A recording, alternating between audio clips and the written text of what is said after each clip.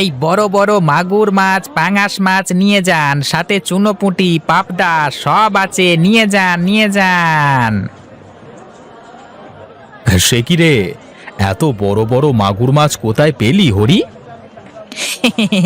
ওই যে ওই পাড়ার মতিনের কাছে গো দাদা, এই মতিনের বাড়ি থেকে আজকে সকালে মেরে আনলাম মাছগুলোকে। কিন্তু মতিনের তো কোনো পুকুর নেই, এত বড় বড় মাছ পেলো কোথায়? ওর বাড়ির পাশে একটা ছোট ডোবা আছে, সেটা জানতাম আমি। হ্যাঁ, এই ডোবা থেকেই ধরেছি দাদা মাছগুলোকে। বলিস কি রে, ডোবাতে এত বড় বড় মাছ হয়? তা তো জানতাম না। হ্যাঁ, বিশ্বাস না হলে তোমার ওই যে বাড়ির পাশে ছোট্ট ডোবা আছে, ওইখানে কিছু মাছ রেখে দেখোই না কি হয়। হ্যাঁ, তুই খারাপ বলিসনি, কিন্তু মাছের পোনা কোথায় পাবো বল দেখি?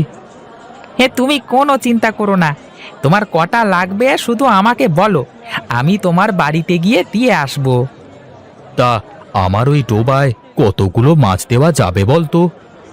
এ এ তোমার তো অনেক বড় ডোবা, 200 পোনা ভালোভাবে ছাড়া যাবে বুঝলে। আচ্ছা ঠিক আছে, তুই কালকে আমার ডোবায় 200 পোনা ছেড়ে দিয়ে আসিস, কেমন? ঠিক আছে দাদা, আমি কাল সকালেই যাব। আর এখন তুমি একটা কাজ করো দেখি, এই বড় মাগুর মাছটাকে নিয়ে যাও।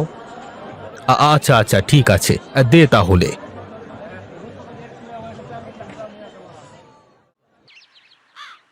জয়, আমাদের বান্ধবী দীপালি আছে না, ও আজ বলছিল ও নাকি কোথা থেকে দই ফুচকা খেয়েছে বুঝলি। দই ফুচকা? সেটা আবার কি? আরে বোকা, তুই কোনোদিন দই ফুচকার নাম শুনিসনি?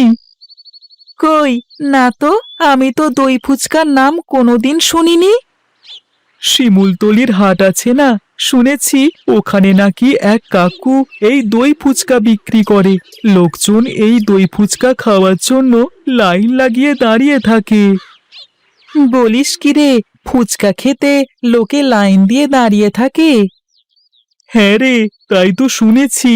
ওখানকার ফুচকা নাকি খুবই পরিচিত, দূর দূরান্ত থেকে লোক আসে ফুচকা খেতে। বলিস কি, তাহলে তো আমিও আজ বাবাকে গিয়ে বলবো দই ফুচকা বিক্রি করতে। আমার বাবার ফুচকা তো এমন করে বিক্রি হয় না। তুই না বড্ড বোকা, দই ফুচকার জন্য তো শিমুলতলির হাট বিখ্যাত। কে এসে আমাদের বাজারের দই ফুচকা খাবে শুনি? সব দই ফুচকা খেতে শিমুলতলির হাটেই যাবে। তাই তো, তাহলে এখন আমি কি করি?